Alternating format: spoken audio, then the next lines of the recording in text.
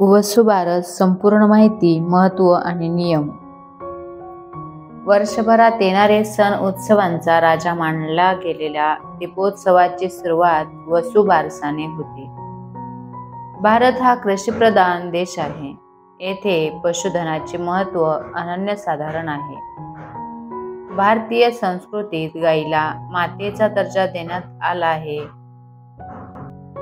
ती पूजनीय मानली गेली आहे. तिच्या प्रतीच्या कृतज्ञतेतून वसुबारस च्या दिवशी गाय आणि तिचे वासरू यांची पूजा केली जाते.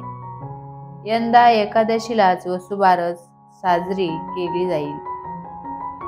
वसुबारस सण कसा साजरा करतात, या दिवशी काय करावे आणि काय करू नये, वसुबारसाचे व्रत कसे करावे.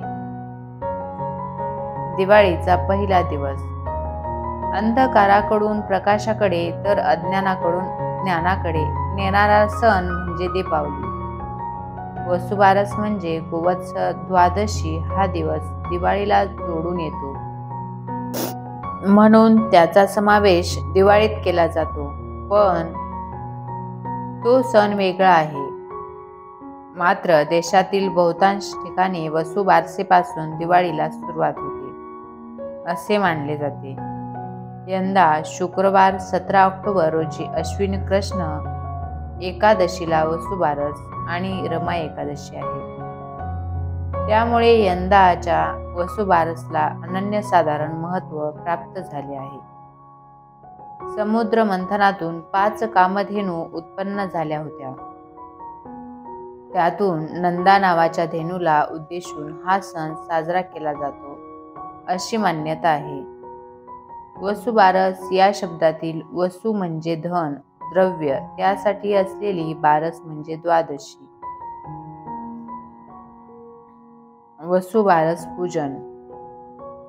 या दिवशी जे लोक व्रत करतात त्यात सौभाग्यवती स्त्रिया एकभुक्त राहून सकाळी अथवा संध्याकाळी सवत्स गायीची पूजा करतात व पुढील मंत्राने तिची पूजा करतात. तथा सर्वमये देवी सर्वदेवेर कृते मात मर्माभिलषित सफल कुरु नंदिनी. हे सर्वात्मक व सर्व देवांनी अलंकृत अशा नंदिनी माते, तू माझे मनोरथ सफल कर, असा याचा अर्थ आहे. या दिवसापासून अंगणात रांगोळी काढून दिवाळी सणाची सुरुवात होते. या दिवशी तेलातुपात तळलेले पदार्थ आणि गाईचे दूध, तूप व ताक खात नाहीत.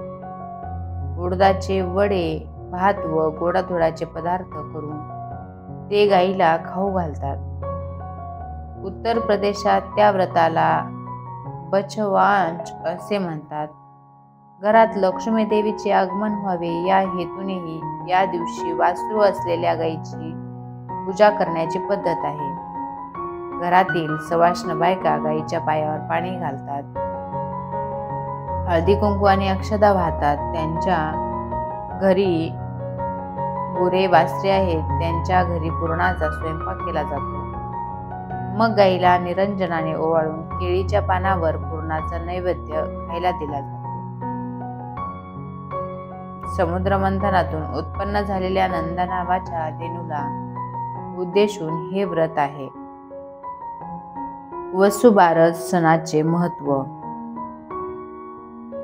भारतीय संस्कृतीप्रमाणे गाईला फार महत्त्व आहे. तिला माताही म्हणतात. ती सात्विक असल्याने सर्वांनी या पूजनाद्वारे तिच्या सात्विक गुणांचा स्वीकार करावा असे म्हटले जाते. सत्वगुणी म्हणजेच आपल्या सहवासाने दुसऱ्याला पावन करणाऱ्या, आपल्या दुधाने समाजाला बलिष्ठ करणाऱ्या, आपले अंग प्रत्यंग अर्पण करून समाजाला उपयोगी पडणाऱ्या, शेतीला आपल्या शेणाद्वारे खत देऊन पौष्टिकत्व आणणाऱ्या, शेतीला उपयुक्त अशा बैलांना जन्म देणाऱ्या गोमातेचे या दिवशी पूजन करतात. ज्या ठिकाणी गोमातेचे संरक्षण संवर्धन होऊन तिला पूज्य भाव देऊन तिचे महत्त्व होते, त्या ठिकाणी ती व्यक्ती, तो समाज, ते राष्ट्र भरभराटीस आल्याशिवाय राहत नाही. गोमातेचे प्रथम तिच्या वत्सासहित पूजन करून दीपोत्सवाला सुरुवात होते. वसुबारस सणाचे काही नियम. वसुबारस सणाच्या दिवशी गहू मूग खात नाहीत. महिला या दिवशी दिवसभर उपवास करतात. बाजरीची भाकरी आणि गवारीच्या शेंगाची भाजी खाऊन उपवास सोडतात. या दिवशी दूध, दुधाचे पदार्थ, तळलेले अशा तसेच तव्यावर बनवलेले पदार्थ खात नाहीत, अशी लोकमान्यता असल्याचे सांगितले जाते. वसुबारस का साजरी करावी? प्राचीन काळापासून भारतीय लोक गायीला पवित्र आणि पूजनीय मानतात. धार्मिक मान्यतेनुसार गायीमध्ये 33 कोटी देव वास करतात असं म्हटलं जातं. त्यामुळे प्राचीन काळापासून गोमातेची पूजा करण्याची परंपरा आहे. गायीच्या थोरवीमुळेच राजा दिलीप आणि भगवान श्रीकृष्ण यांनी गोसेवा करून तिचं महत्त्व मांडलं आहे. श्रीकृष्णाने तर स्वतःला गोपाल म्हणून घेतलं. एवढंच नाही तर दानात गोदान हे सर्वात श्रेष्ठ दान मानलं आहे. शास्त्रात सांगितलं की पंच म्हणजे 5 आणि गव्य म्हणजे गाय. याचा अर्थ गायीपासून 5 वस्तू म्हणजे दूध, दही, तूप, शेण आणि गोमूत्र याला महत्त्व आहे. वसुबारस पौराणिक कथा. वसुबारस मध्ये पौराणिक कथेत असं सांगण्यात आलं की आटपाट नगर होतं आणि तिथे एक कुणब्याची म्हातारी राहत होती. तिला एक सून होती. त्यांच्याकडे गायीगुरं होती, गायी होत्या, तसेच म्हशी होत्या, गव्हाळी मुगाळी वासरं देखील होती. तेव्हा अश्विन मास होता. या मासात पहिल्या द्वादशीच्या दिवशी म्हातारी सकाळी उठली आणि ती शेतावर जाऊ लागली. त्यावेळी सासूने सुनेला हाक मारली. मुली मुली इकडे असे म्हणतात सून आली. सासूला म्हणाली की मी शेतावर जाते, दुपारी येईल, तू माडीवर जा आणि गव्हाचे मुगाचे दाणे काढ, गव्हाळे मुगाळे शिजवून ठेव. त्यानंतर सासू शेतावर निघून गेली. सून माडीवर गेली आणि गहू तसेच मूग काढून ठेवले. खाली आल्यानंतर ती गोठ्यात गेली. गव्हाळी मुगाळी वासरं उड्या मारत होती. त्यांना सुनेने ठार मारले आणि त्यांना चिरले. त्यानंतर तिने त्यांना शिजवून ठेवून सासूची वाट पाहत बसली. दुपारी सासू घरी परत आली. सुनेनं पान वाढलं. सासूनं पाहिलं. तिला तांबडं मांस दिसलं. हे काय आहे असं तिने सुनेला विचारलं. सुनेने सर्व हकीकत सांगितली. त्यानंतर सासू घाबरली. ही मोठी चूक घडली होती. ती तशीच देवापुढे जाऊन बसली. प्रार्थना केली. देवा, हा माझ्या सुनेच्या हातून अपराध घडला, तिला क्षमा कर असे ती म्हणाली. गाई वासरांनाही जिवंत कर म्हणाली. जर तू त्यांना जिवंत नाही केलंस तर मी संध्याकाळी प्राण देईन असा निश्चय सासूने केला. त्यानंतर सासू देवापाशी बसून राहिली. देवाने तिचा एक निश्चय पाहिला, निष्कपट अंतरंग पाहिलं. नंतर संध्याकाळी गायी आल्या, हंबारडा फोडू लागल्या. तशी देवाला चिंता वाटू लागली. हिचा निश्चय ढळणार नाही असं देवाला वाटलं. त्यानंतर देवानं वासरं जिवंत केली. ती उड्या मारतच प्यायला गेली.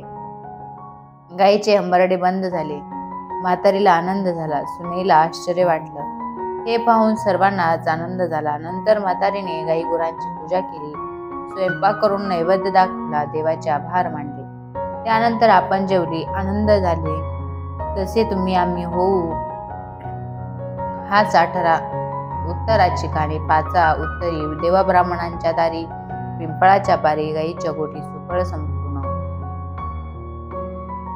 वसुबारसेच्या दिवशी काय करू नये? गोवत्स एकादशीला गहू मूग खाल्ले जात नाहीत. दूध आणि दुधाचे पदार्थ खात नाहीत. तळलेले आणि तव्यावरील पदार्थ खाणे वर्ज्य आहे. या दिवशी काय करावे? या दिवसापासून अंगणात रांगोळी काढली जाते.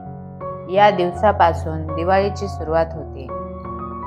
घरी गुरे वासरे असणाऱ्यांकडे ह्या दिवशी पूर्णावरणाचा स्वयंपाक केला जातो. त्याचा नैवेद्य दाखवला जातो. संपूर्ण माहितीपूर्ण वसुबारसाचा व्हिडिओ कसा वाटला ते नक्की सांगा. व्हिडिओ आवडल्यास एक लाईक करा. चॅनलला सबस्क्राईब करा. धन्यवाद.